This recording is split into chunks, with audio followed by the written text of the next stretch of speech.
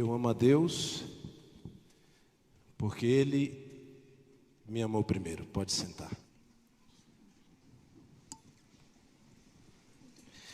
Eu só não consigo explicar para você por que Ele escolheu amar pessoas como eu e você.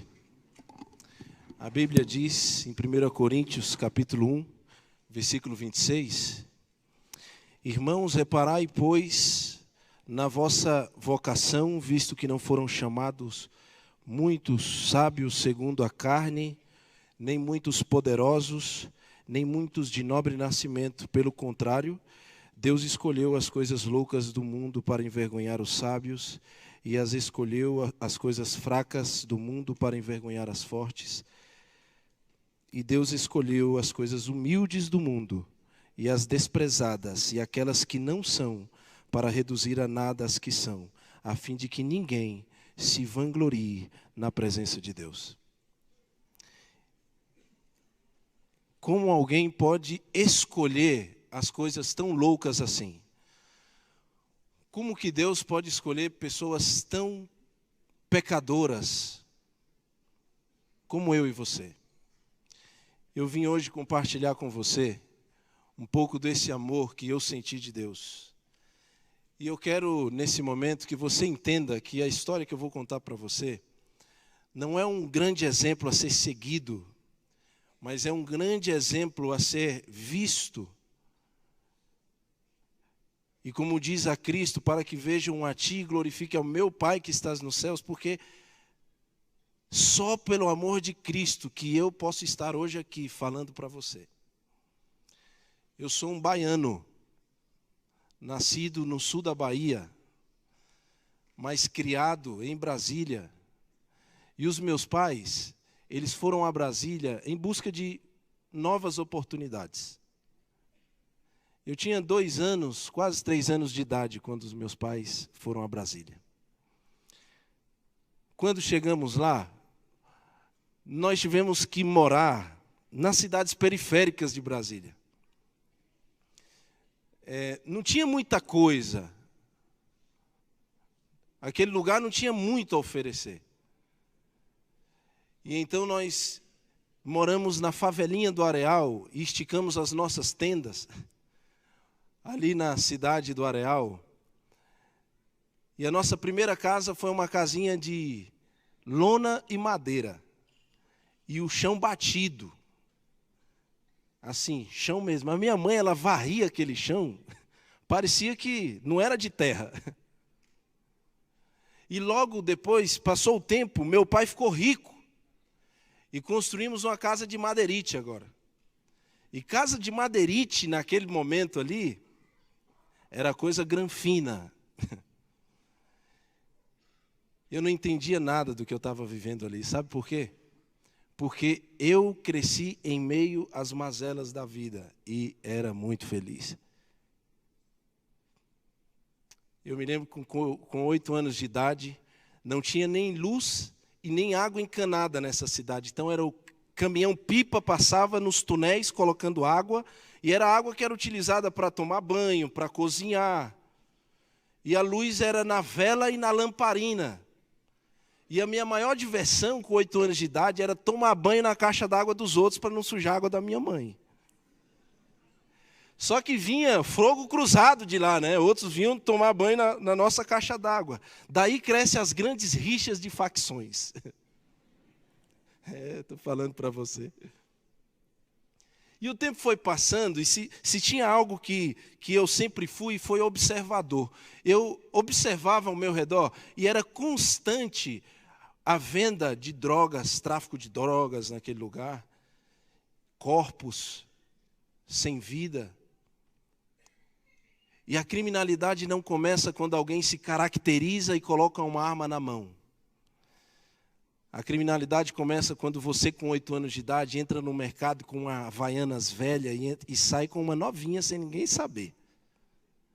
Quando você entra, come naquele mercado ali, porque você quer comer alguma coisa diferente, e ninguém percebe que você comeu. E eu, quando criança, tinha uma estratégia muito fera para encher a barriga nos mercados alheios. Eu entrava e o meu sonho era comer passatempo. Biscoito passatempo. Minha mãe não tinha condições de comprar um biscoito passatempo. E o meu sonho era comer um biscoito passatempo. E eu entrava nas fileiras do mercado, e aí eu abria o pacote de biscoito, só que eu deixava ele lá. Eu colocava um biscoito na boca e ia para a área dos frios, dos iogurtes, porque meu sonho também era tomar um iogurte diferente, que é uma coisa boa. Então eu abria o iogurte bem pouquinho assim e molhava o biscoito. Estava na boca. E dava uma volta. E depois fazia esse processo até a barriga ficar cheia. Isso era uma arte, meu amigo. Só quem tinha um dom conseguia fazer isso e sair sem ser percebido. Meu sonho era comer bis. Porque minha mãe comprou bis uma vez, mas assim, esse bis, essa caixinha de bis para eu e para o meu irmão durou quase 2 meses. Porque assim, ó, almoçou, é um só, viu, filho? Então, nesse dia, teve um dia que eu entrei no mercado e coloquei nas calças uma caixinha de bis e fui para o campo de futebol, assim, que era terra pura, e me droguei de bis. Enchi a cara de bis nesse dia. O problema é que o tempo vai passando e a gente já não entra mais no mercado para comer mais. E então meu pai foi embora de casa. No momento mais complicado foi quando a gente tinha muitos sonhos. E aí ele saiu. Ele saiu e minha mãe teve que cuidar dos filhos em meio à vulnerabilidade tão tremenda como era aquela. E minha mãe sempre foi cozinheira a vida inteira. Então ela cozinhava na casa das pessoas, ela cozinhava, ela era merendeira numa escola, então muita coisa que a gente comia em casa ela trazia de lá para ajudar a manter. Era uma bênção. Era uma bênção. Só que ela sozinha não ia conseguir. E minha mãe era adventista do 7º dia. Meu pai fazia um esforço muito grande para ser. Enquanto num pôr do sol minha mãe colocava um hino para tocar, o meu pai chegava e queria ouvir Gino e Geno, Mato Grosso e Matias, José Rico milionário. Era difícil lutar aí, né? A minha casa era um grande conflito. E quando ele foi embora, foi até bom. Mas de outra perspectiva não foi bacana, não foi tão legal. E eu lembro que eu ia para a igreja, minha mãe ela era daquela crente terrorista. Você conhece crente terrorista? Não conhece? Aquela assim, amigo, você vai para a igreja, querendo ou não. Sem o dedo ou não, sem o pé ou não. Minha mãe me ensinava a Bíblia. Teve um dia que minha mãe me ensinando a Bíblia em casa, ela falou, filho, no culto, abre Êxodo 20. E eu abri em Êxodo 20, eu tinha uns 9 anos de idade. E aí ela fez eu ler Êxodo 20. E depois que eu terminei, ela falou, filho, lê de novo. E eu olhei para minha mãe, tá bom. Só que eu não tinha coragem de falar nada para ela e contestar, porque naquela época a nossa boca ia parar na nuca. Hoje em dia não, o pessoal grita com mãe, fala com mãe, desobedece pai e mãe. Hoje em dia a coisa está difícil. Mas assim, naquela época era assim, minha mãe me criou assim. E quando eu li a segunda vez, ela olhou para mim, filhão, de novo. Eu comecei a desconfiar, será que ela está louca? 3 vezes Êxodo 20. E quando eu terminei de ler a terceira vez, ela falou, filho, só mais essa vez. Eu falei, não mãe, desse jeito não dá. Ela falou, só porque falou? Você vai sair daqui só quando falar os 10 mandamentos de memória. Meu amigo, nessa hora eu odiei a Cristo. Eu falei, o Senhor fez alguma coisa na cabeça dessa mulher, porque não queria ir para a igreja, as coisas começaram a ficar pesadas, sabe? E aí, amigo, eu estava na igreja, e assim, era uma igrejinha pequena, então passava aqueles carros de som na porta, e olha, se tem uma coisa, uma evidência de se você está longe de Deus ou não, é quando as coisas que se passam fora daqui te chamam mais atenção. E eu lembro que eu estava lá sentado, ouvindo glória, glória, aleluia, mas passava, sabe, aquele carro de som na porta, tocando Bonecão do Poço. Um funk famoso da época. Dança da Motinha. Ou então passava tocando ali Cavaleiros do Forró. E no meu coração eu pensava, o que eu estou fazendo aqui, cara? O mundo está tocando lá fora. Então eu deixei de estudar. E eu parei na 5ª série. E depois que eu deixei de estudar, eu conheci um mundo. E esse mundo foi poderoso. Eu nunca conheci algo mais poderoso na minha vida do que esse mundo. Porque as escolas, elas já me rechaçavam. Em casa, eu era um menino levado. Mas teve alguém que chegou para mim assim, bateu nas minhas costas e disse assim, ó, irmão, eu tinha 11 anos, você é sujeito homem, moleque doido, você é o cara. E me deu uma pistola 380 com 16 tiros. E todo o ódio que eu tinha no meu coração, eu comecei a viver de maneira livre. Porque eu me lembrava das pessoas que me humilhavam. E eu me lembrava das pessoas que humilhavam a minha família. Mas eu era uma criança, amigo. Eu ainda gostava, sabe, de buscar taleta no córrego para fazer minha pipa e soltar pipa. E na minha época de pipa, se você comprasse pipa, você era um desrespeitado na quebrada. Quando via aquela pipa do piu-piu no ar, ninguém respeitava o cara. Pipa comprada, irmão. Qual era a nossa... A gente matava a aula, cheirava a cola no córrego e pegava as taletas, fazia pipa, e cada um tinha um jeito de fazer pipa. A minha era aquelas tesinhas assim, outros era a cor da Jamaica. Quando via lá, falou, aquela pipa ali é fulano que está soltando pipa. Aí o cara... Só que minha mãe, crente, quando ela via a minha linha com cerol, o cerol comia. O tempo foi passando, meu amigo, e as coisas começaram a deixar a sua inocência. E eu entrei no mundo da criminalidade. E comecei a viver a vida que eu quis viver. Sabe o que é poder? As pessoas hoje olham para pessoas que viveram vidas assim ou que estão vivendo e dizem, sabe o quê? Isso é um vagabundo. Concordo plenamente. Absolutamente. Mas ninguém para pensar no contexto da vida daquela pessoa. E sabe, alguém te dá poder e te dá senso de pertencimento, porque para você que não vale nada e que nada tem, agora você tem uma sigla para defender, você tem um nome para defender, você tem uma família que você faz parte, como você aqui se sente parte do corpo de Cristo na igreja, pessoas que não fazem parte da nossa comunidade, sentem-se parte daquelas comunidades diferentes. Isso foi poderoso para mim, só que o tempo passou. E as coisas começaram a ficar cada vez piores. E eu não vou falar para você o que eu fiz de errado. Eu deixo todo mundo frustrado, pastor Romero. Mas eu vou dar um dado para você. Até os meus 16 anos de idade, eu tinha mais de 26 passagens pela Delegacia de Polícia Civil. Eu tinha 4 passagens pela FEBEM em Brasília. A minha vida era viver a minha infância atrás de grades e atrás de balas, por todos os lados. E uma vez a polícia, cansada de me prender, a polícia me levou para um lugar escuro chamado Pesque Pague. Era umas 10 horas da noite. E o policial me ajoelhou no meio do mato e puxou uma pistola da cintura por baixo do colete, que não era a pistola de trabalho dele. E naquele momento eu falei, aqui acabou para mim, mas também... E a única coisa que eu pensava era na minha mãe, cara. Eu pensava na minha mãe. Só que sabe aquelas velhas bicudas? Eu vou usar algumas palavras aqui, você não se escandalize, tá?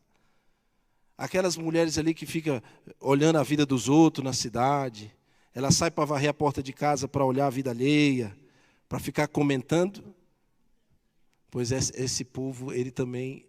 essa mulher salvou minha vida um dia. Porque a sirene ficou ligada, não o barulho, mas, sabe, as luzes. E ela abriu a janelinha dela e fazia um barulho, a janela dela fazia aquele barulho. E os policiais viram e o cara falou, sujou, irmão, vamos levar para a delegacia. E aí eu falei, cara, que velha abençoada. Amigo, as coisas não estavam fáceis. Porque quando eu comecei a viver esse tipo de vida, eu cheguei a pensar que tinha nascido para aquilo ali. Eu cheguei a pensar que tinha nascido para aquilo. Mas eu conheci um amor diferente. E esse amor foi através de pessoas totalmente diferentes de mim e da minha realidade.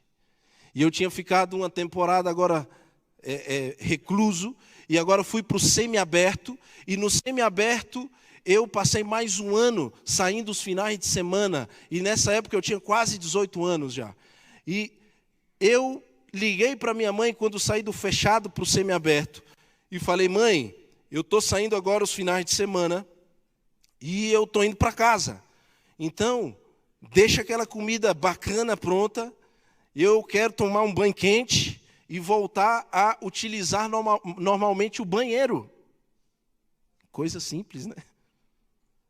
E aí a minha mãe falou assim para mim, que horas você chega, meu filho? Eu falei assim, mãe, eu chego 9 horas da manhã aí na cidade, do sábado. Filho, essa hora eu já estou na igreja. Então, você já sabe, tem que passar na igreja, pegar a chave e ir para casa. Eu falei, negativo. Aí não tem negócio. Não tem negócio. Deixa a chave na vizinha.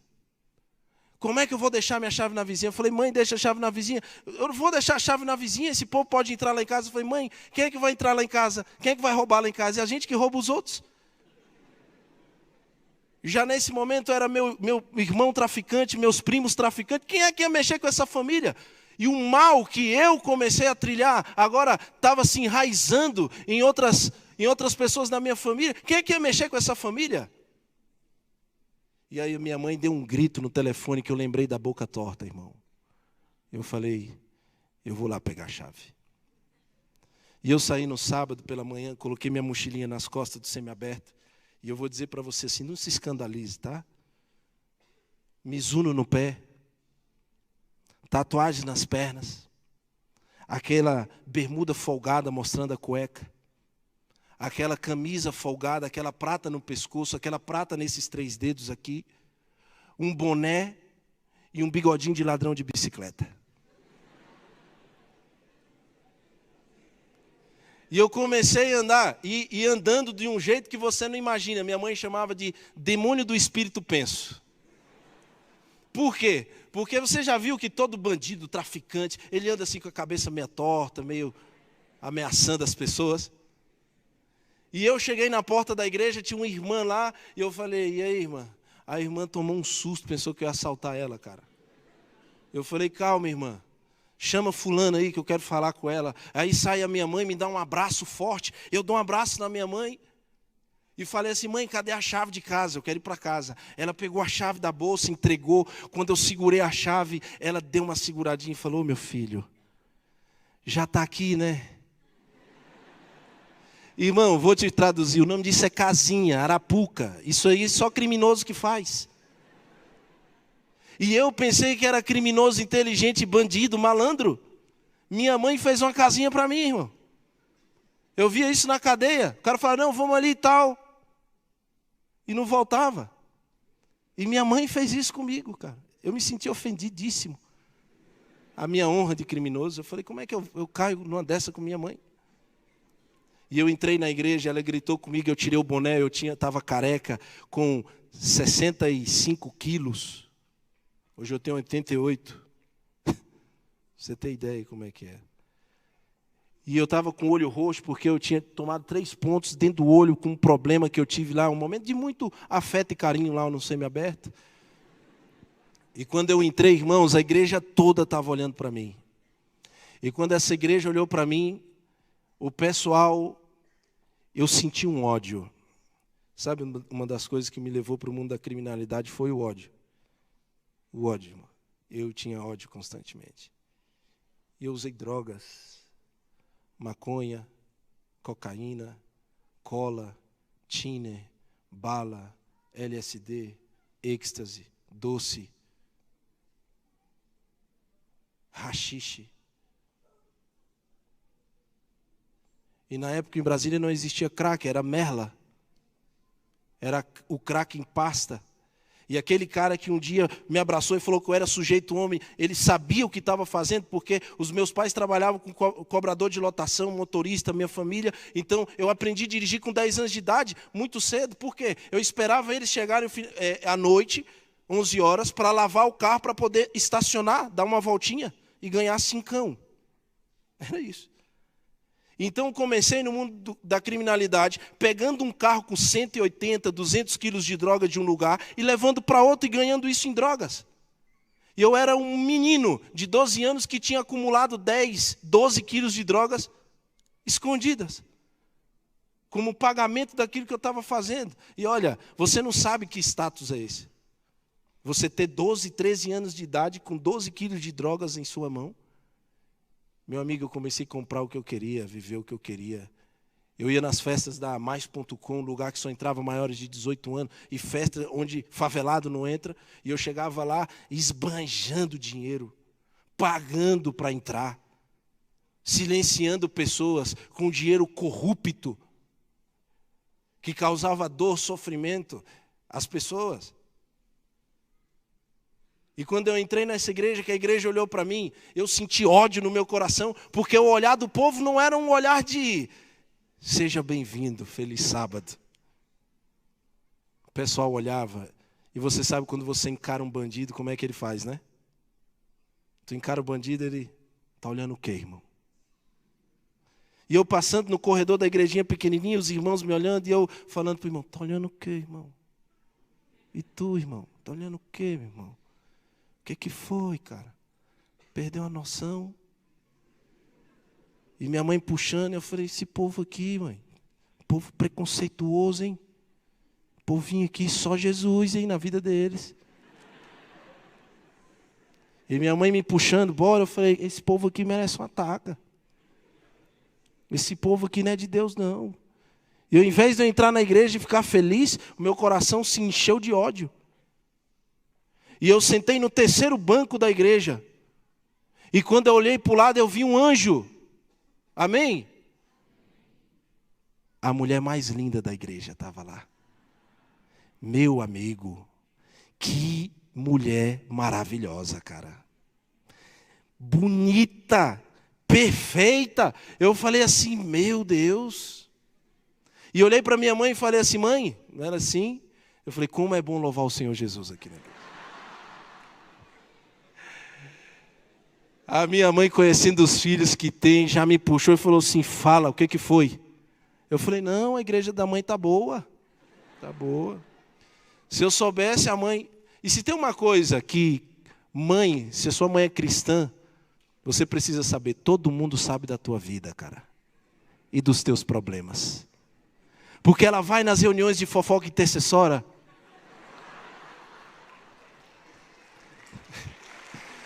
Aí ela vai lá, aí ela começa a contar o que está passando na tua vida, jovem problemático.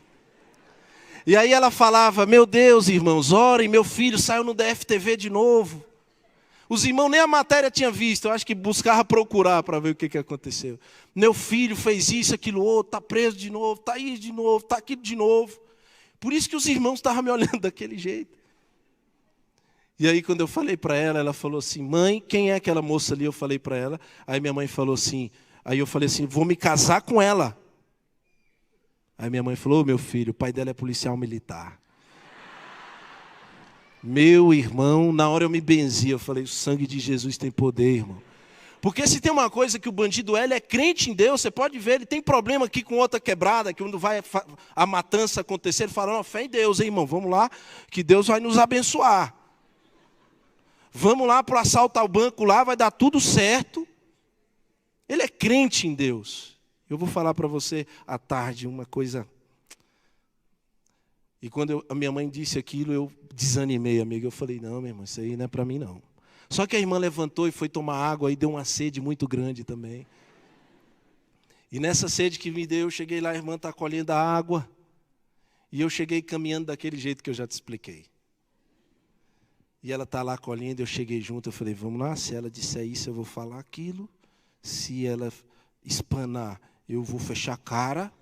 Se tal, eu fui criando as possibilidades. E ela estava lá colhendo a água, e eu cheguei para ela, eu falei assim, aqui está no papo, irmão. A gente aqui é pegador. Pega todo mundo, convence todo mundo, tem dinheiro, tem tudo. Aqui é nós.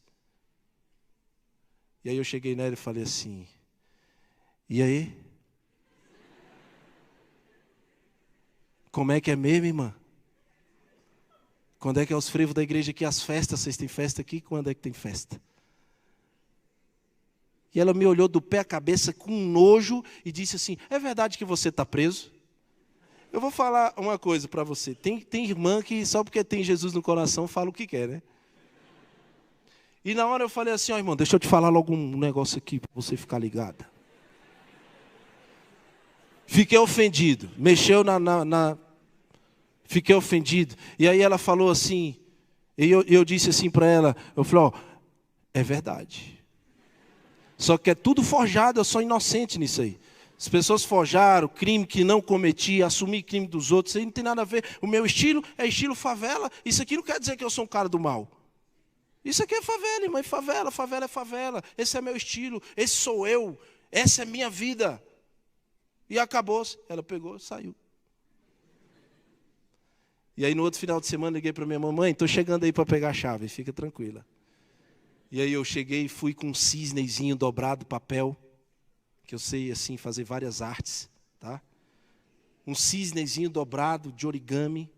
E cheguei na igreja, entreguei para a irmã, e quando ela recebeu aquilo, ela deu um sorriso. Irmão, ela deu um sorriso, amigos, que eu fiquei apaixonado por ela. No primeiro momento era só coisa ruim do coração, mas nesse momento estava, sabe? E eu fiquei apaixonado por ela, porque para eu ganhar um sorriso daquele, no mundo que eu vivia, eu tinha que ter pelo menos 50 gramas de pó, um pente cheio, um carro ou uma moto, no mínimo. Pedaço de papel. Fez a irmã sorrir. Você que é cristã, você é diferente demais.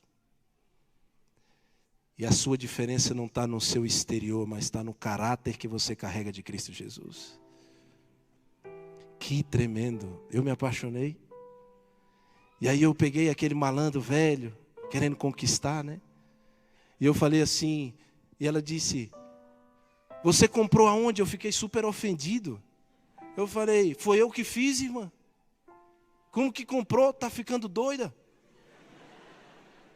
Eu que fiz para você e passei todos os dias dobrando cada pedaço de papel, imaginando esse sorriso lindo que eu estou vendo agora. Pode anotar, varão, essa aí. Vai dar.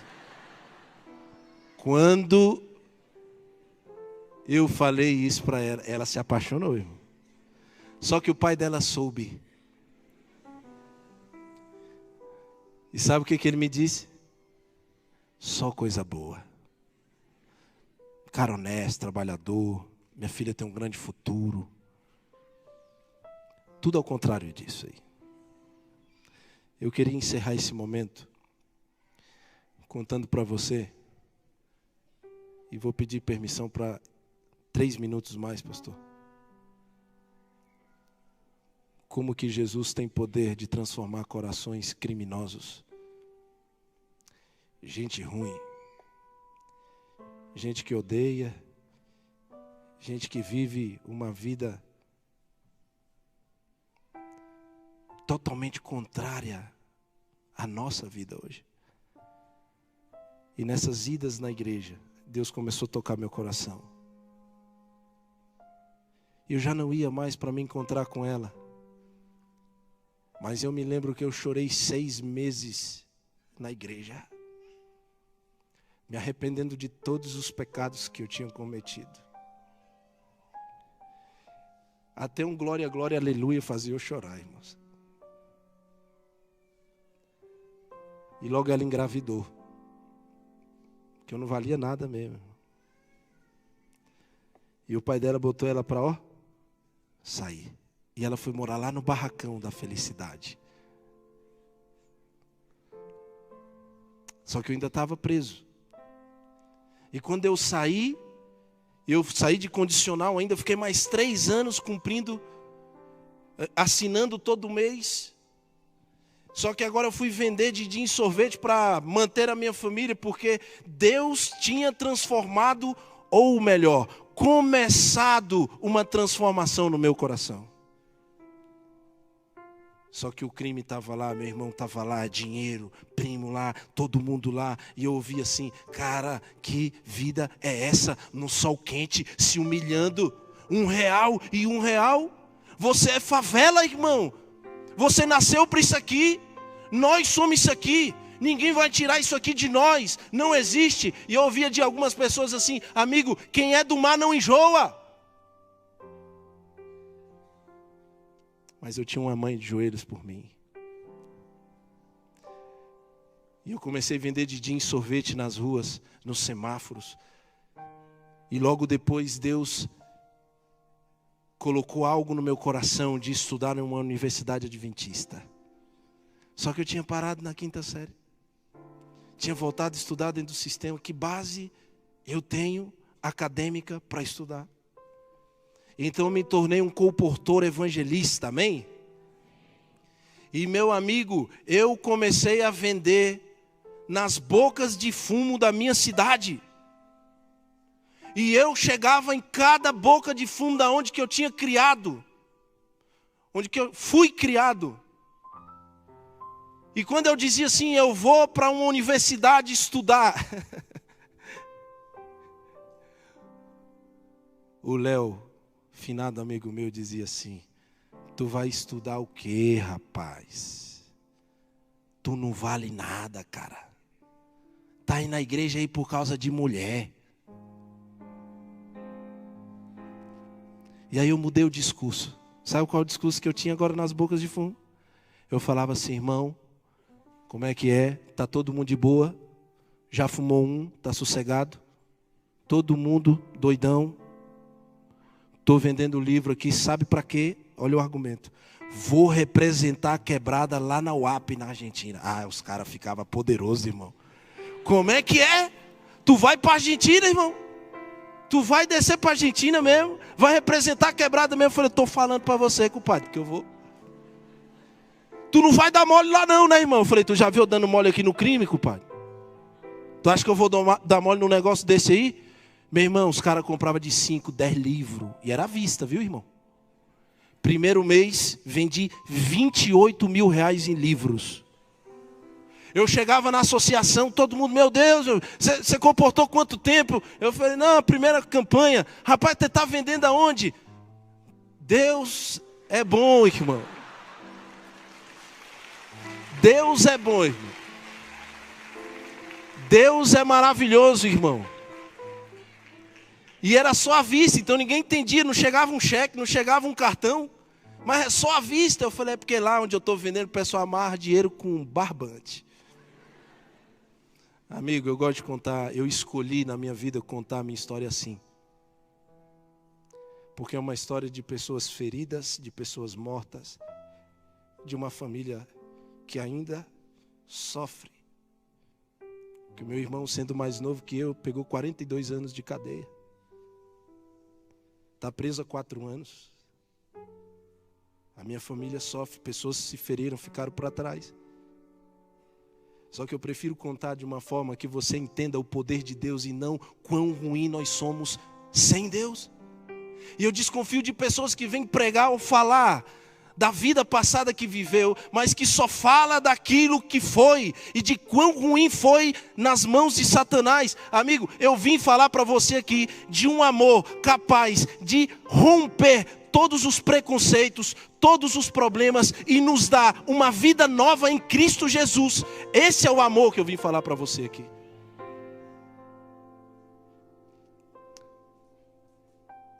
E eu quero encerrar dizendo do encontro que eu tive numa boca de fumo. Eu encontrei esse cara porque ele era um cara criado comigo. A gente matava aula junto, a gente vivia junto, a gente foi preso junto, a gente, tudo junto. Só que ele não era meu irmão de sangue. E ele estava lá na boca de fumo, vendendo. E eu cheguei com mais 2 comportores que me acompanhavam. E os caras davam uma oferta espetacular, esses 2 comportores. Era só assim, um medo de falar. Um é pastor hoje o outro está se formando.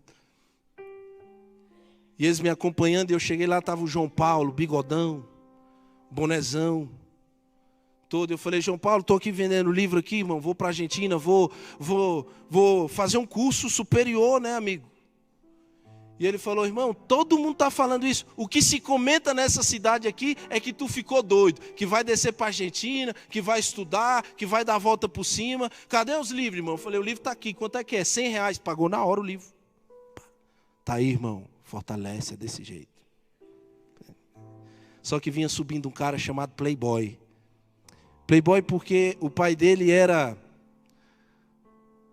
bombeiro e a mãe trabalhava num tribunal lá. Só que o defeito dele antigamente era comprar todo artigo roubado. Comprava som de carro roubado, rodas roubadas, tudo. E aí ele veio subindo, João Paulo falou assim, irmão, chega para cá, olha quem está aqui, o Areal está aqui, irmão, está vendendo livro, falou que vai estudar, e estudar é fora do país. Olha a oferta do cara, é um grande comportor, irmão. E aí o outro falou assim, conversa, meu amigo, estou falando, está aqui os livros aqui, irmão, compra aí. Aí ele falou assim, quanto é que é? Eu falei, R$100. Aí ele falou assim, não, irmão, caro demais, não vou comprar isso aí. Aí o João Paulo falou assim, não, irmão, que é isso? Fortalece o irmão na fé, irmão. Compra aí para fortalecer, ele está na correria como manda o dia a dia. Ele falou, cara, eu não vou comprar esse livro aí, o que eu vou fazer com esse livro? Eu falei, irmão, dá para tua mãe, para tua tia, dá para tu quiser, irmão, compra o livro aí. E era lacrado, viu, irmão? Não abriu o livro, não. E aí ele falou, não vou comprar esse livro. João Paulo, rapaz, compra o livro, ajuda o cara aí. Ele falou, cara, não vou comprar esse livro. João Paulo falou assim, irmão, compra o livro do cara, meu irmão. Irmãos, você não sabe o que vai acontecer agora. E ele falou assim, cara, não vou comprar esse livro. Cara, tu não está entendendo o que eu estou falando. Compra o livro do cara, meu irmão. E aí eu aqui com meu coração já grato a Deus, cara. Eu falei, a chapa esquentou, o cara vai ter que comprar. Quando eu olhei para trás, estavam os comportor branco. E eu aqui, ó, sustenta, irmão. E o João Paulo falou assim, tu vai comprar? Ele falou assim, cara, eu não vou comprar. Ele falou, meu irmão, botou a mão na pistola. Tu vai comprar o livro dele agora. Porque quando ele trazia as coisas roubadas, você comprava. Agora que ele quer ser alguém na vida, você não vai comprar? Tu vai comprar agora, meu amigo. E ele falou, quanto é que é o livro? Eu falei, agora é 120 para você. Amigos, eu queria terminar dizendo para você o seguinte. Sabe, ele foi lá, voltou, pagou o livro. Mas era a única forma do João Paulo dizer para mim, sabe o quê? Eu te amo, meu irmão.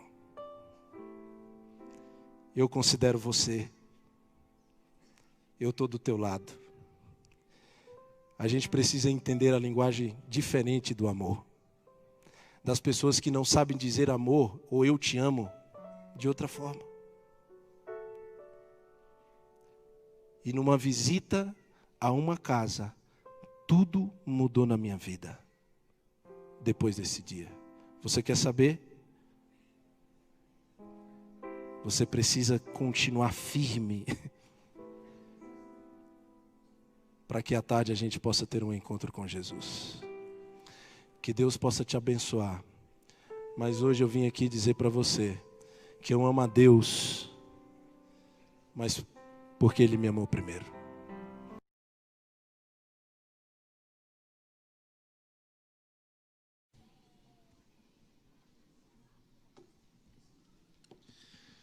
Boa tarde a todos. Realmente eu fico impressionado a cada dia como que Deus conduz a história dos seus filhos e como que esse amor que Ele sente por mim e por você transforma pessoas que eram inimigas dEle em amigas dEle. Eu não consigo explicar muita coisa sobre o amor de Deus. Eu creio que a única maneira que a gente tem para falar um pouco do que Deus é pois Ele é amor, é contando um pouco do que Ele representa na nossa vida, né? O Evangelho, ele é um mendigo falando a outros mendigos aonde encontrar o pão. Porque no final da soma, somos todos errantes num deserto. E talvez a única coisa que diferencia a mim e a você de pessoas que se encontram presas hoje por assassinato, por exemplo, é que nós ainda não cometemos, ou na verdade vocês, não cometeram crimes que ferem as leis do nosso país.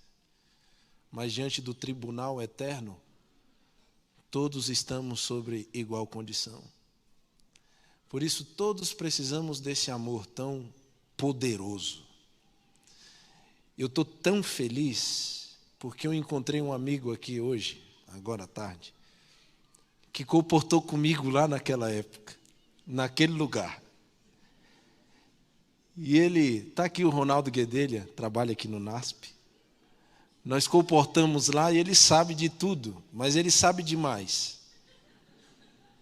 Então não fale para você não ter que perder a vida. Mas ele estava falando para mim assim, cara, eu estava lembrando de um dia que a gente estava comportando juntos e você chegou para mim e falou assim, cara, se afasta agora de mim. Porque estava se aproximando um cara que eu tinha problemas com ele e que ele tinha tentado tirar a minha vida algumas vezes e eu tinha tentado tirar a vida dele. E eu comportando com aquele homem de Deus ali, eu não ia contar essa história aqui. São muitas histórias, eu escolhi outras para contar, mas ele estava ali e eu senti tocado de falar. E eu cheguei nele e disse assim, cara, se afasta agora de mim. E ele me contando ali, que lembrando do que o rapaz estava falando, fiquei sabendo que tu está na igreja, é melhor tu ficar na igreja, porque senão... E aí ele contando para mim, eu lembro muito bem, mas eu falando para o rapaz, eu falei, tu acha que eu tenho medo de tu, cara? Eu não tinha medo de tu antes, eu vou ter medo de tu agora? Cara, a minha vida está nas tuas mãos, se tu tiver que me matar, tu vai ter que me matar agora. Porque eu nunca mais vou levantar as minhas mãos contra você. Porque o Deus que eu conheci transformou a minha vida, cara.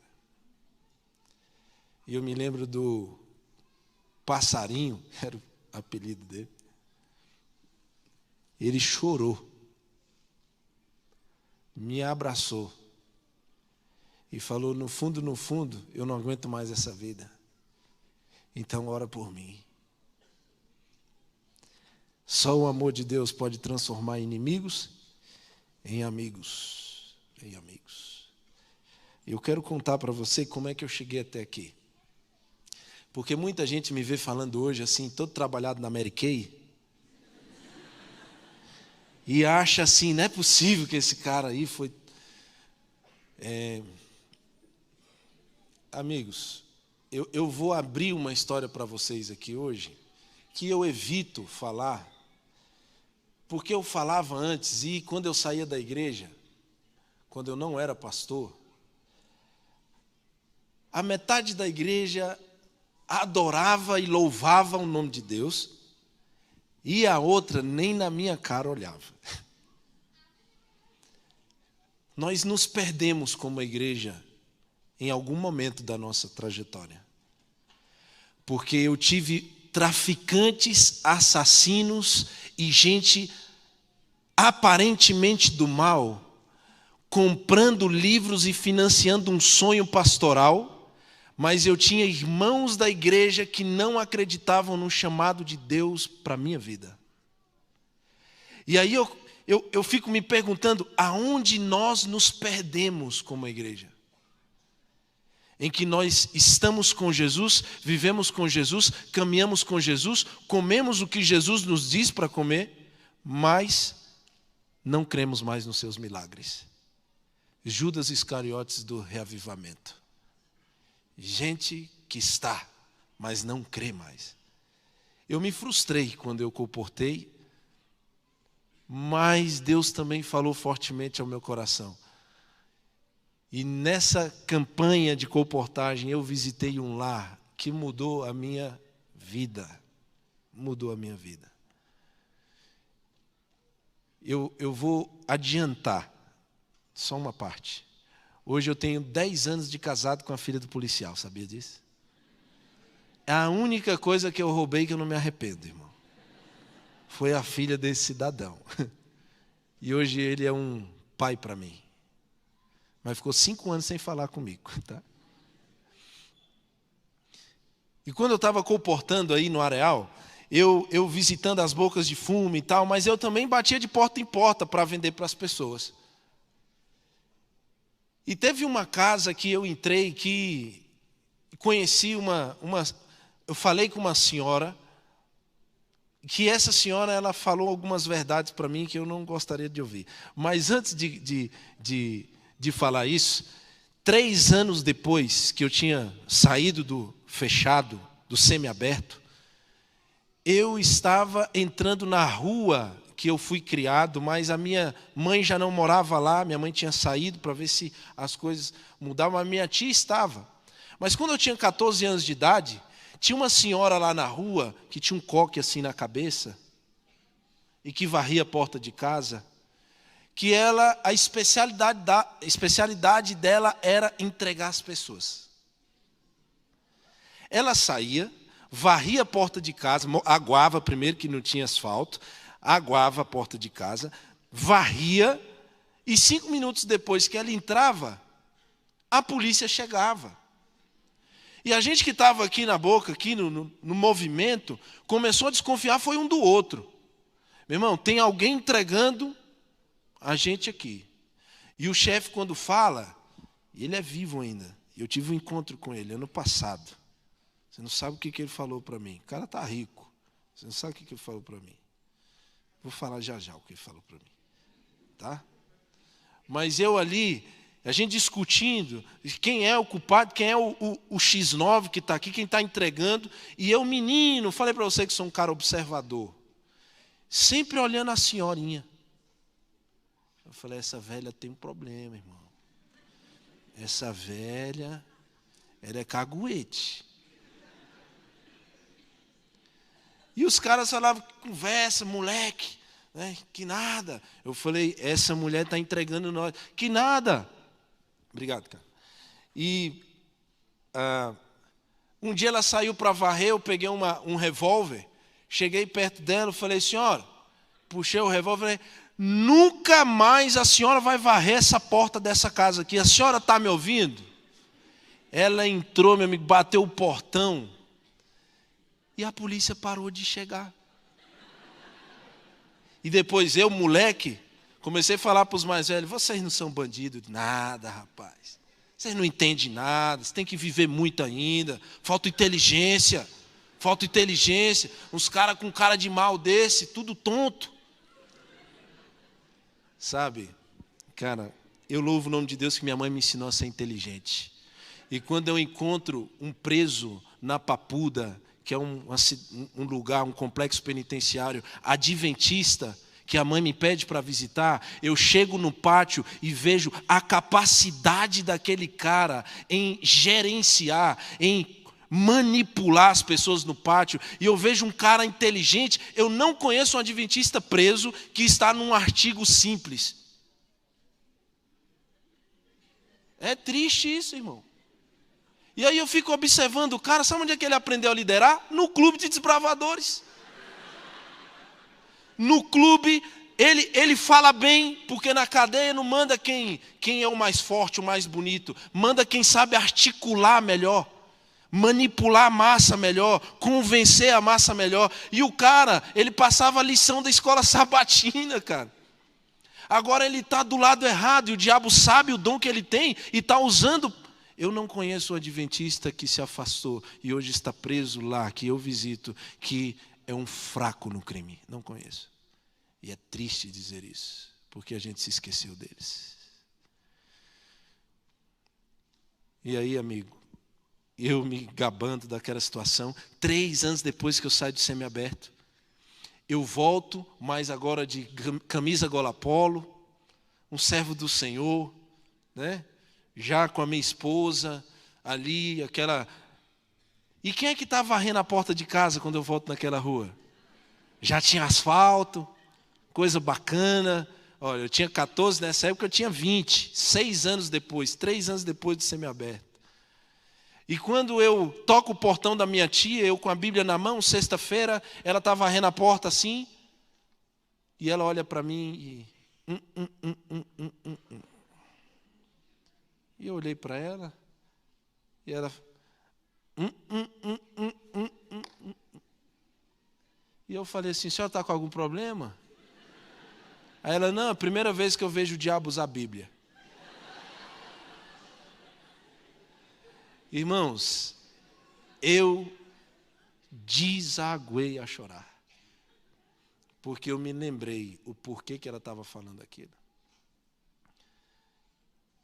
O tempo passou, eu fui passar e pegar minha tia para ir na igreja. E o carro não pegava mais. O Ipanema 93. O Guedelha conhece aqui. Fui para a Argentina 2 vezes com ela. E aí o carro não pegava na porta, e ela varrendo a porta, sábado de manhã, e não pegava, e eu saí e falei, senhora, o César está aí? E aí ela falou assim, não, já está trabalhando. Eu falei, que pena, eu pedi para ele me levar aqui, para pregar ali numa igreja ali, e aí eu colocava combustível no carro dele, e aí ela falou, você vai pregar? Eu falei, vou pregar a palavra de Deus, né? Que mulher ousada, rapaz. Tem gente que quer testar, ver se o cara é convertido ou não. E aí ela, espera um pouquinho aí, foi em casa, pegou a chave do palio do carro dela e chegou para mim e entregou e falou assim, meu filho, eu nunca pensei na minha vida que eu ia emprestar meu carro para você. E eu falei, nunca pensei em pegar emprestado. Outras formas eu usava. Aí ela deu um sorriso, eu peguei o carro dela, fui, preguei, voltei, e hoje ela é batizada na Igreja Adventista do Sétimo Dia. Foi batizada na última semana santa que tivemos aqui. Mas depois de muito tempo, né? Amigo, vivendo ali, nesse lugar, voltando para comportar, eu entrei e toquei a casa dessa outra senhora, em que ela me falou algumas verdades, e eu, como um bom comportor, cheguei na porta dela, falei, tudo bem, senhora, com um crachazinho, serviço educacional, lar, saúde, cara que era traficante, falando de saúde, dá para acreditar? E aí eu falei, eu estou aqui fazendo trabalho na comunidade de bem-estar familiar, estou visitando as famílias, tem um plano especial para a sua família, é por aqui que eu entro? A mulher me olhou assim, entra. E eu entrei, sentei no banco, comecei a mostrar os livros para ela, eu não olhava muito nos olhos dela, meio envergonhado, mostrando, ela, não, para aí, para que são esses livros aí? Eu falei, sou pré-universitário, e eu quero fazer um curso numa faculdade. Ela, você vai estudar? Eu falei, é claro, senhora. Claro que eu vou estudar. Ela falou assim, o que você vai estudar? Eu tive vergonha de falar que ia fazer teologia. Então eu inventei. Aí eu falei assim, na verdade, eu estou decidindo ainda, não decidi ainda o que eu vou fazer. E aí ela falou para mim assim, mas como não decidiu? Eu estou te observando já tem dias, você de porta em porta no sol quente e não sabe aonde quer chegar. Quando eu olhei nos olhos dela, eu vi Jesus Cristo nos olhos dela, falando comigo. E aí eu falei, senhora, eu vou ser pastor. Rapaz, essa irmã levantou do sofá, gritando. Como que você quer ser pastor? Depois de tudo que você fez? Depois do estrago que você fez? Depois de ter famílias aí sofrendo pelo que você fez? Agora você entra na minha casa e vem dizer para mim que vai ser um pastor? Você nunca vai ser um pastor, nunca vai ser um pastor, a não ser que você volte naquele mercado e peça perdão pelo que você fez lá. E eu tentei argumentar e falei, senhora, Deus me perdoou, mas o ser humano não perdoa, ainda mais esse tipo de coisa. O nosso amigo Marlos discorda disso. Eu tinha sido preso anos atrás, e pessoas se feriram nesse dia aí. E eu fui preso, éramos 4, eu fui preso só. Porque todos fugiram e eu fiquei ali. E esse dia eu quase morri de apanhar para entregar aos outros. Choque, o que você imaginar aí? Depois que eu saí, eu quis matar os 3, né? Porque nem R$1 me mandaram quando eu estava lá. Mas ela recordou esse fato. E aí eu falei assim, olha, isso aí não existe. Ela falou assim, ó, se você quiser, eu pego na sua mão e vou lá com você. Jesus estava ali. E eu deixei os meus livros, peguei um grande conflito e saí caminhando com essa mulher, e foram os passos mais lentos da minha vida. Porque eu não queria voltar lá. E quando eu cheguei no supermercado, tinham 4 caixas, 3 vazios, e só o dono do mercado estava lá. E o pessoal estava passando e eu aqui pensando, o que eu estou fazendo aqui? Por que eu estou aqui? Meu Deus, não deveria estar aqui. Se ele me xingar é pouco, ele tem todo o direito de se vingar. E quando ele terminou de passar as compras das pessoas, que eu olhei para ele, ele estava emocionado. Emocionado. E eu não entendia por quê. Eu só cheguei a ele, estendia a mão e perguntava e falava para ele constantemente, me perdoe, cara. Me perdoe, me perdoe, me perdoe, me perdoe, me perdoe. E eu ouvi uma frase que mudou a minha vida, amigo. Ele falou assim, meu jovem, segue o seu caminho, porque o jovem que está aqui não é o mesmo de 3 anos atrás. O amor de Deus pode transformar a vida de qualquer pessoa. Transformar. De verdade. A ponto, como diz a Bíblia, de muitos dizerem, não é ele, o cego de nascimento. Parece com ele, não é ele, não é ele, não é possível. E naquele dia, um homem me perdoou de um crime que eu cometi contra a sua família. E aí eu fico me perguntando, como é que a igreja não consegue se perdoar? Como é que o filho não perdoa o pai? Como é que a mãe não perdoa o esposo? Como é que nós entramos num caminho de brigas e desalento sem o Espírito Santo de Deus em nós, em nosso meio, e nos perdemos no caminho da vaidade e não perdoamos ninguém, e tudo o que fazemos é contra as pessoas, ao meu favor. E naquele dia eu saí daquele mercado com um peso aliviado, porque Jesus tomou sobre si a minha dor e o meu pecado. E só naquele dia eu aceitei continuar a minha caminhada e a minha trajetória para ser um pastor. As coisas, e eu quero hoje à tarde falar, é das feridas e das marcas que ficam. Eu escolho contar a minha história, pelo menos uma parte dela, de maneira descontraída. Mas eu levo todos os dias em minha vida as feridas de alguém que viveu como inimigo de Deus. E sabe qual é o pior? É que essas feridas, elas não se curam. Porque não são feridas de amor. São feridas causadas pelo ódio, não pelo amor. São feridas causadas pelo inimigo de Deus, e que Jesus toma sobre si, mas elas ficam aí. Por isso que eu digo para você, jovem, você que veio à igreja hoje, até quando você vai ficar distante desse amor? Até quando você vai viver essa vida dupla de cristão sábado e de segunda a sexta você é um inimigo de Deus. Adoração durante a manhã e a tarde, mas à noite balada. Você acha que não vai se ferir? Você acha que não vai ferir pessoas?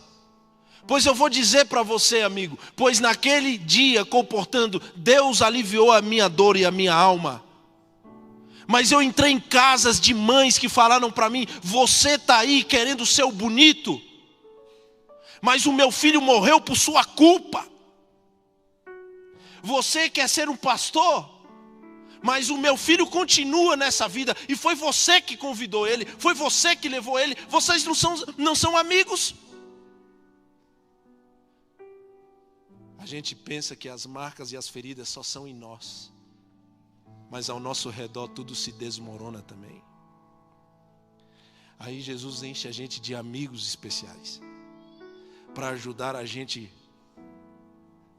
a administrar, não é curar, mas é administrar a dor, as feridas e o sentimento de culpa. E sabe o que aconteceu? A minha esposa é uma mulher de Deus, jovem, mas brava igual o pai. Graças a Deus que eu não valia nada, então ela precisou. Um dia ela falou que sonhou e viu eu pregando numa boca de fumo, pregando num presídio, e ela desesperada porque pensou que eu ia morrer, mas quando ela olhou para o céu ela viu Jesus aplaudindo. E ela nunca mais disse assim: eu não quero que você pregue mais para eles, porque ela ficava preocupada, né, irmão? Minha mãe também. Jesus foi me cercando de pessoas, e uma delas é a doutora Lilian de Moura Andrade. Sabe o que essa irmã fez por mim? Ela me ouviu um dia e ela falou assim: por que você não vai fazer teologia? Eu falei: estou fazendo teologia, estou no primeiro semestre, na Argentina. E ela falou assim: vai lá em casa que eu quero te ajudar, você aceita a minha ajuda? Eu falei: claro que sim. E fui. E ela me deu um envelope bem gordinho assim de dinheiro. Rapaz do céu, eu lembrei dos meus tempos de assalto à caixa eletrônica. Irmão, pensa numa pessoa que está guardada aqui no meu coração. É essa pessoa. Ela é a terceira dentro do Tribunal Superior Eleitoral do nosso país. Uma mulher super inteligente.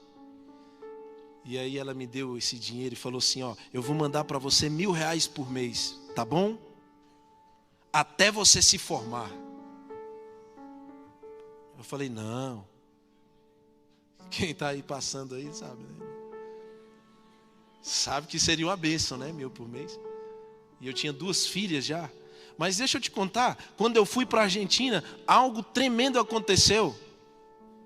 Porque chegou o momento de começar o curso, mas, amigo, eu não sabia falar português. Eu só falava gíria, pistola espiritual na mão. Tudo que falava. Teve uma irmã que me mostrou um vídeo aí bem antigo aí, 2011, eu pregando. E aí, irmãos, está ligado, Jesus? Eu falei: irmã, apaga, irmã. Irmã, pela graça do Senhor. Não vou apagar não. Eu falei: está amaldiçoada. Apaga isso, irmã. Ela: não vou apagar. Eu falei: pois se tu fazer isso aí viralizar, eu vou ter que fazer uma visita não pastoral. A irmã Cláudia. Cara, que povo abençoado, povo. Porque não apaga. Meu Deus, cara. Se meu presidente ver esse vídeo, Pastor Max. Amigo, eu fui para a Argentina só com um papelzinho escrito aonde que eu tinha que chegar. E eu lembro que uma irmã me deu uma passagem de avião. E eu tinha muito ódio no coração contra pessoas que têm e eu não tinha, entende? Vi uma pessoa rica lá, eu falava: cara, é inadmissível isso, cara, como é que pode? Só que o rico também, muitas vezes lutou, tentou, está lá, né? Está se mantendo, só que não existe essa interpretação. E meu amigo, eu peguei a passagem, cheguei no aeroporto, chegou lá, tinha 2 filas, uma bem grande, uma bem pequenininha, 5 pessoas, cliente Smile. E eu já comecei a murmurar, eu falei: é por isso que morre, mata. É por isso que a gente se revolta. Os pobres de um lado, que mundo é esse, cara? Até aqui no aeroporto é desse jeito? Eu não vou ser pastor não, cara. Vou ser justiceiro agora. Como é que pode isso aqui? E eu comecei a ter ódio no coração, irmãos. Ódio no coração. Ódio de verdade no coração. E o ódio começou a voltar no coração. Eu falei, você vai num banco, é cliente Zé para um lado e você o Van Gogh é para o outro. O Style para o lado, o Zé para o outro. Que mundo é esse que vive se separando? E eu fico me perguntando, será que a igreja vai copiar isso? Quando eu olhei minha passagemzinha, estava lá, cliente Smile. Eu falei, ô glória. Meu irmão, até o peito eu estufei. Eu falei, cara, nós somos aqui favela demais, irmão. Você é doido. Tratada a pão de ló. A irmã tinha me dado, a irmã lá da Caixa Econômica Federal, tinha me dado Eu cheguei na Argentina, 2 horas da manhã, não tinha como falar. Então eu mostrava aqui o papel para o rapaz, eu falei, eu quero chegar nesse bagulho aqui. Eu não falava português. É um dialeto diferente. No curso de capelania carcerária que a gente dá lá em Brasília, nós ensinamos esse dialeto para os capelães, para eles aprenderem, né? Vai chegar lá, o preso vai estar falando lá, não, porque eu estou com a jega molhada. É a esposa do jegue? Não, é a cama. Então a gente ensina. Eu não falava, então eu mostrava, e o rapaz falava em espanhol numa velocidade tão grande que eu pensava que era outro idioma, cara. Eu falava, o cara falou que era mais fácil essa coisa aqui, irmão. E eu falava, irmão, calma, ei. E ele me levou para um lugar lá que tinha uns taxistas, mostrou rodoviária de Retiro. E aí eles me levaram para a rodoviária de Retiro. E eu cheguei, já não tinha mais, era só 6 horas da manhã, começava o fluxo de ônibus. E um rapaz, um guarda, chegou para mim, um policial, falou, não se pode quedar aqui. Aqui é peligroso. Eu, peligroso, irmão? Peligroso? Deve ser perigoso, né, irmão? Esse cara não sabe de onde é que eu estou vindo, não, essa alma. Coitado dessa alma aí, meu Jesus. Sabe nada esse inocente aí, pai. E aí eu falei, eu vou ficar aqui, eu não tenho para onde ir.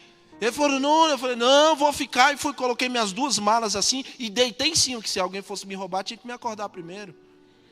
Essa vida ensina pra gente a rua, né? Cheguei na UAP. Primeira aula, hebraico. Média 8. Professor explicando em espanhol e apostila em inglês. Irmãos, naquela hora eu orei a Deus e eu falei, Senhor, errou. O Senhor errou, eu não vou conseguir isso aqui. E para completar, eu falava para o professor assim, mais lento, por favor. Só que não tem mais lento em espanhol, é despacito. Ou despacio. Meu irmão, adivinha qual foi meu apelido? Mais lento, cara. O cara favelado, eis um monte de coisa, sem saber falar nada, sem nada na vida, e ainda tem um apelido de mais lento. Dá para vencer ou não dá?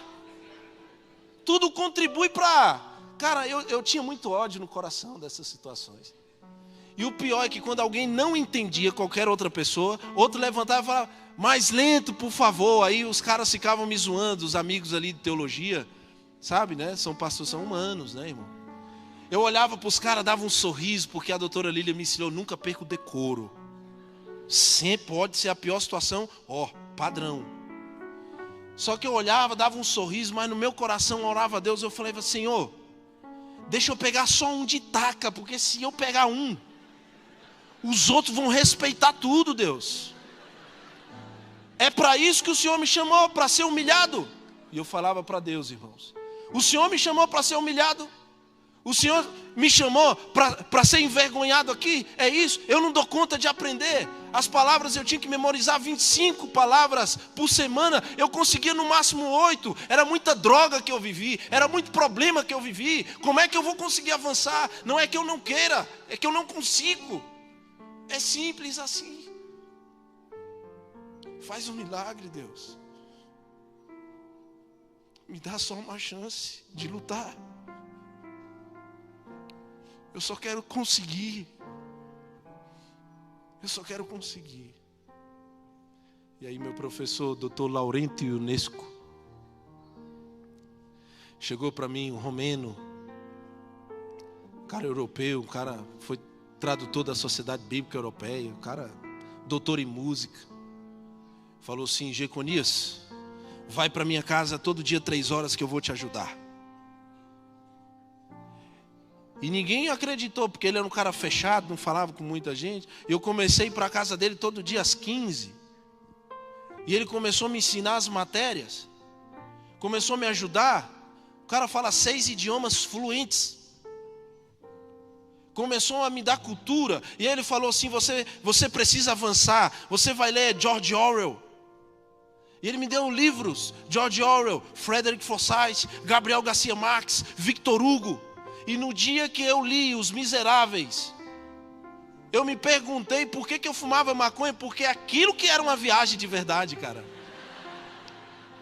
Cara, a história de Jean Valjean, um homem preso por roubar um pão. E como que o bispo fez a diferença na vida dele. E o professor Laurentio, o pastor Laurentio, ele era esse homem para mim. E ele pegou e falou assim: vou te levar num restaurante bom para te ensinar a lidar lá, a comer lá. E eu não conseguia falar as gírias porque era um outro país. Talvez se eu tivesse vindo ao NASP, eu era um cara todo desengonçado até hoje. E aí ele me levou no restaurante 5 estrelas. Eu cheguei, um frio, estava de sobretudo. O rapaz deu a volta, tirou meu sobretudo, pendurou. Falei: meu irmão, isso aqui que é moral, irmão. Esse negócio de chegar na boca de fumo, os caras ficar falando coisa boa, não, isso aqui que é outro nível. Me acostumo fácil. Amigo, eu sentei e ele começou a falar: ó, esse talher é para isso, essa faca corta isso, esse prato é para isso, sabe? Essa taça é para tomar isso, essa é para aquilo. Jeconias, não, para de comer rápido, mais lento. E chegou a hora de pedir, eu pedi um salmão à la durazno. Chegou um pedacinho de salmão assim, com um negocinho, a folha. Eu falei: cadê a comida, pastor? Tá vacilando, irmão. Pastor, acostumado a comer cuscuz com ovo, irmão, de colher em casa. Ele falou: cara, você vai comer devagar. Você não precisa ficar segurando o talher o tempo todo. Deixa o talher, conversa, olha para mim. Vamos conversar, cara. Você vai ser um gentleman. Falei: que é isso, irmão? Último ano de teologia, os 3 melhores alunos da escola foram escolhidos. Eu lembro quando eu tirava 8, que eu vinha mostrar para ele todo feliz. Ele: cara, você é um medíocre, cara. E eu falava: como medíocre, pastor? Ficou louco, irmão? Ficou louco, tu ficou louco, irmão. Sou estrangeiro aqui, não sei nada, tirei a média, passei, provei, cara. Ele falou: você é um pastor da média, pô. Você só faz o que se pede. É isso que tu vai ser. Só lê o que se pede. E eu tirei 9. Cheguei, eu falei: agora vou esfregar na cara do pastor, irmão. Quando eu cheguei, mostrei, ele olhou, falou: medíocre. Nadou e morreu na praia, cara. Como é que pode? Tu tirou 9, pode tirar 10. Meu irmão, quando eu tirei 10, eu fui com poder e grande glória naquela casa dele. Eu falei: hoje eu vou mostrar o poder da favela para esse cara, bicho. Falei para os caras que ia representar e vou representar. Isso tinha no meu coração ainda. Esse negócio de favela, eu sou favela, porque eu sempre vou ser favela. E quando eu mostrei o 10 para ele, ele olhou para mim e disse: você é medíocre, cara. Eu falei: tu ficou doido, irmão. E ele falou assim: cara, tu tem 9 matérias, só uma tu tirou 10, pô. Tá amarrado em nome de Jesus esse espírito de perfeição. Eu não sou perfeito. Mas no último ano de teologia, de 8 matérias, 5 eu tinha 10. E 3, 9. E fui o terceiro melhor aluno daquela sala. E aí ele chegou e falou assim: quem lembra do Jeconias aqui? Mais lento, Jeconias. Você está indo rápido demais. Mas ele chegou para mim e falou: ó, tu é medíocre, faltou 3.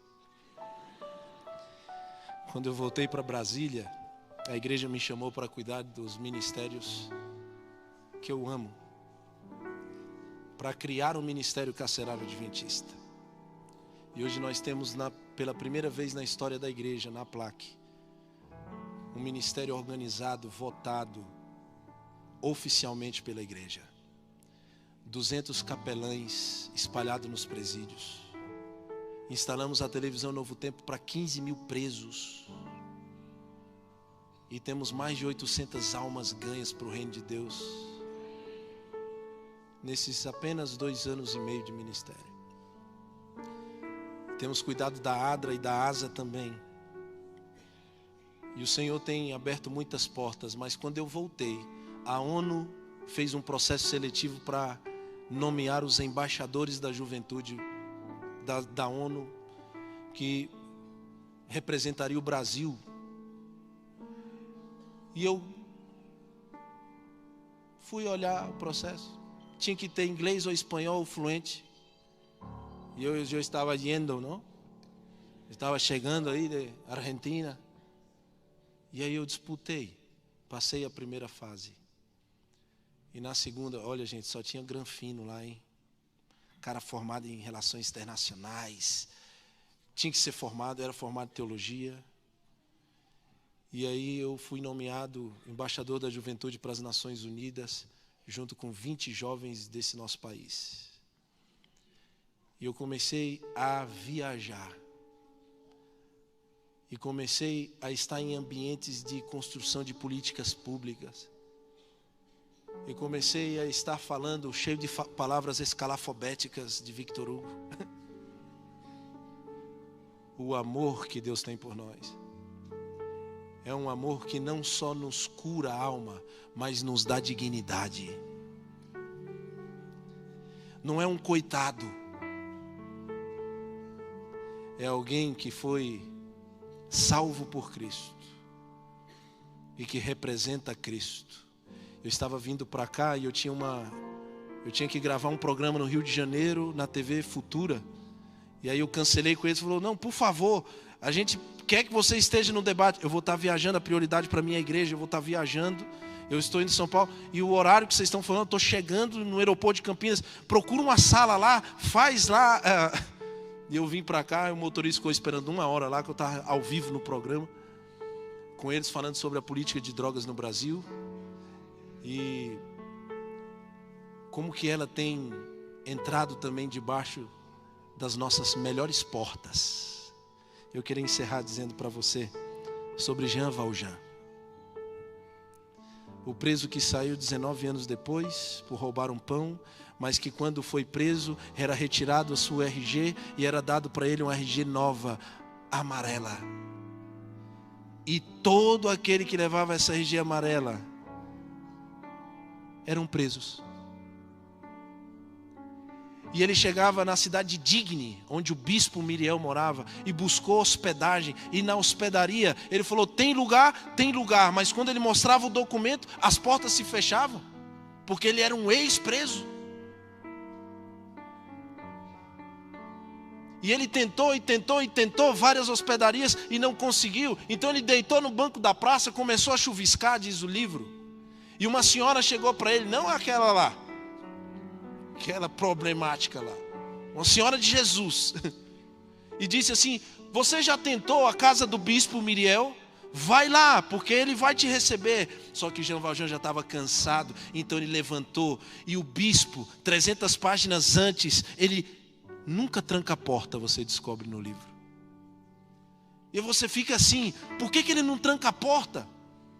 Por que ele deixa a porta sempre ali destrancada? E aí o bispo está jantando com a sua irmã e a sua criada. E Jean Valjean já está cansado, então ele chega e mete o braço na porta, ao invés de bater. E quando ele mete o braço na porta, diz a história que o bispo olha para ele e diz assim: Jean não, ele não sabia o nome, diz assim: qual é seu nome? Jean, entra, senta e come conosco. E aí Jean Valjean diz: você não vai perguntar quem eu sou? Da onde eu vim? O que eu fiz? Eu quero que você guarde a resposta do bispo. Ele diz assim: essa porta aí, ó, não pergunta posição social, não pergunta que crime você cometeu, de que família você veio ou o que você fez. Essa porta só pergunta qual a amargura que existe no seu coração. Oxalá sejam assim as portas das nossas igrejas, para que pessoas como eu fui possam se sentir parte do corpo de Cristo também. Que o Senhor te guarde e te abençoe, e que nós possamos continuar seguindo a estrada. Amigo, presta atenção. Eu amo a Deus, mas eu amo a Deus porque um dia Ele me amou primeiro. Que Deus possa te abençoar.